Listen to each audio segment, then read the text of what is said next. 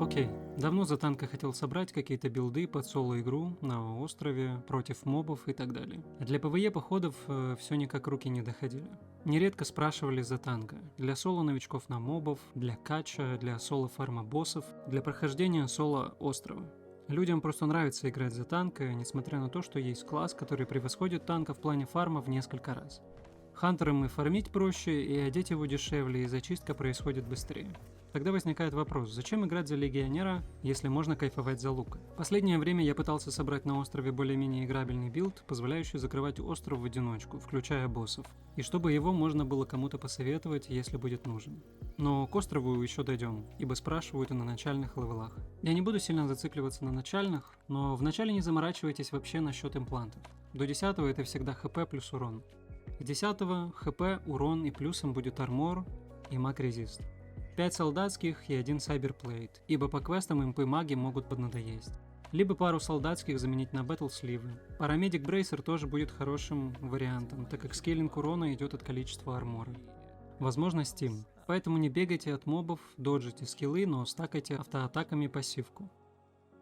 Заедаться едой все равно придется, особенно на танке, который торгует лицом. С регеном поможет ветка Пасфайндера и талант на отхил, либо просто талант на понижение всего входящего урона в виде 10%. Но это не так уж и много. Лучше отхил плюс череп, который дает реген маны и хп от киллов. Если катаете в паре, там ситуация проще. Вместо паса можно взять уже танка и вара на урон, Лайфорс, талант дающий атак пауэр от количества хп, must have. По имплантам практически то же самое, хп, урон и армор.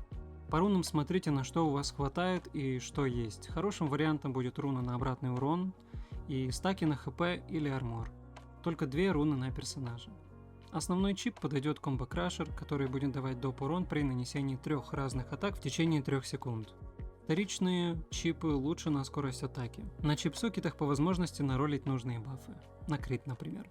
Если решили качаться на мухах и скипнуть все квесты, то с самого начала собирать только урон. Стероиды и 1 на хп, если надо. После 10-го я собирал солдатские импланты и батл-сливы на урон и просто ковырял мух нон-стоп. В зависимости от сложности можно где-то добавить немного хп или маг реза, ибо мухи бьют часто магией больно. Либо ставьте Steam. Оверлок копье на крит или на кровоток. У кровотока выше базовая скорость атаки. Демолишер это то же самое, что комбо крашер, только Т2, дает больше урона.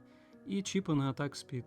В талантах Pathfinder на отхил и реген, танк и вар.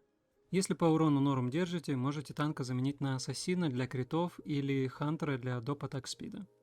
Щит можно взять на маг резист, если нужно, но чаще берут Iron Wood на move speed и КДР кушки. Можно, конечно, скрафтить еще Thunderclap щит Overlock, который даст бесплатное использование кушки, засейвит ману и даст постоянный АОЕ урон. С уровнем красьте гир, если хотите минмакса, на 12 левеле зеленый, на 14 в синий и на 16 до фиола. Руны, чипы и пушки. Но вряд ли, конечно, на этом левеле будет столько фиол-китов, поэтому все по возможности. Ладно, теперь после 20-го. С этими билдами можно забрать практически любого босса, кроме архозавра, 2 троллей и армор гиены. Для гиены нужно только заменить на все инвиктусы и легкое. Хотя я и легкое бы убрал и поставил еще один инвиктус, чтобы полностью реализовать мастерку Ешки. Ибо с этим билдом в 5 инвиктусов и одним легким как-то долго убивается.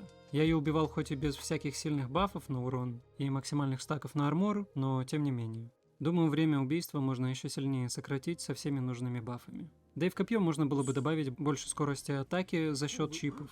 2 чипа на атак спид, 1 на шанс прок основного чипа и основной на отхил. Копье, разумеется, с Cold Steel на 25% урона от армора. Теперь подробнее по ПВЕ билду, по боссам и на остров. Копье мы берем на кровоток, у которого базовая скорость атаки выше всех остальных. Талант в копье Cold Steel даст нам урон от армора, пока Ешка в кулдауне. Основной чип на отхил и реген от урон. Второстепенные чипы 2 на шанс прока мейн чипа и 1 на количество зарядов. Конечно, все оверлок по возможности и фиол. Сразу полезный тип. Можно скрафтить 5 синих оверлок чипов и соединить их в синтез машине, чтобы получить 1 фиол. Сэкономите на фиол ките 900 монет. Я что-то поленился в свое время это сделать. Бафы на чип-сокетах тоже желательно ролить нужные. Баскетами ролится иконка чипа, а secondary values'ами сам баф. Желательно на плюс 5% силы мейн чипа, но крит шанс тоже будет неплохо. Щит по возможности Т3, Скарлет на Move Speed. Если делать его в синтезе Overlock, то нужно добавлять рецепты еще этого щита. 2 штуки, чтобы сделать его максимальным по статам. На Гиену, Оленя и Раптора можно взять щит Bright Coil, даст больше армора. Move Speed там не особо нужен для доджа механик. Это 2 моих билда. Тот, который на персе, я юзаю больше для острова и боссов. А выше тот, который чаще всего таскаю на БГ и в Open World. 2 легких с лайффорсом, Джаггернаут V6 с лайффорсом хорошо работают. В Мадженте Стоик Радиант остался с тестов неуязвимости. И в Доминионе Стоик и Булварк. Стоик дает отхил при станах, а Булварк на понижение входящих критов. Булварк и Радиант я хочу заменить на что-то более полезное. Влом было ролить. Еще накидываю Инвиктус, который сейчас на персонаже с 2 стоиками, что дает мне максимальный стоик талант в ветке танка.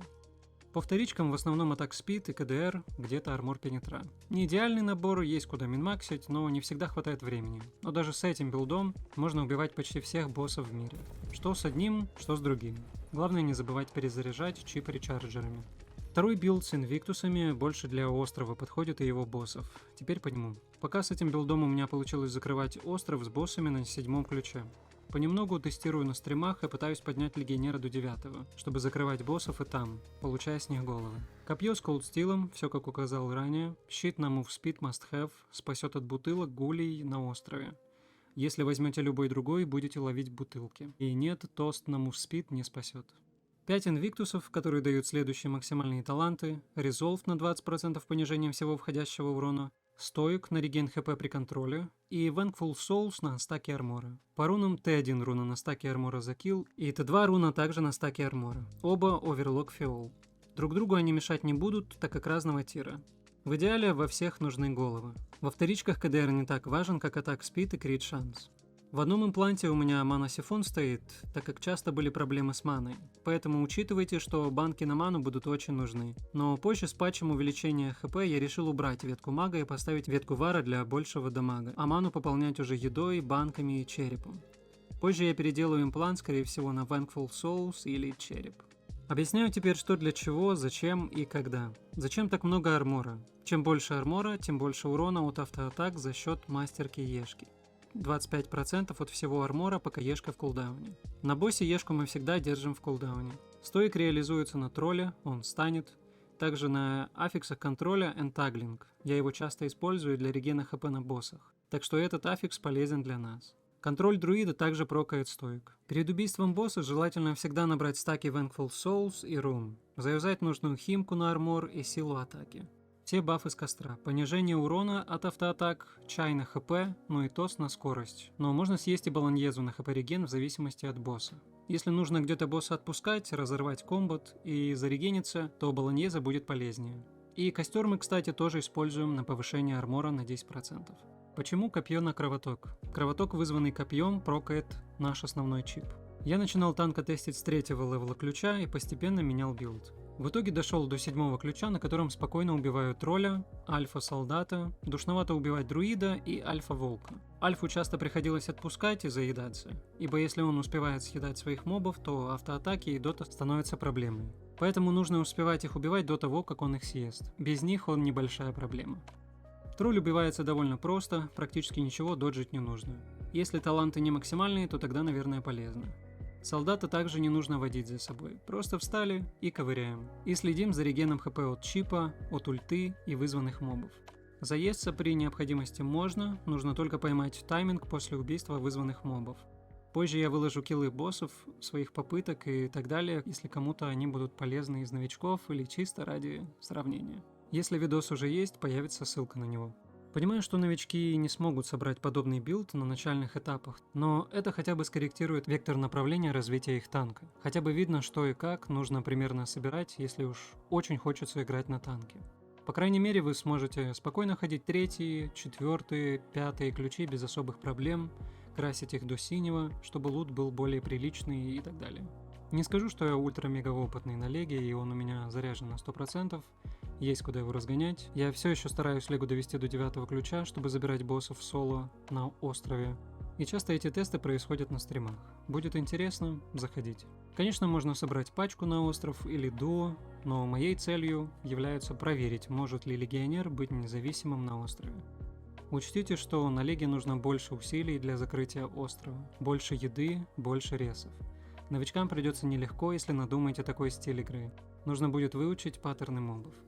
Это вам не луки, которые точкой и ультой с кулдауном 10 секунд проходят всю игру. Надеюсь, кому-то будет полезна эта информация о Леге. Попрошу лайкос и саб за собранную инфу. На этом у меня все.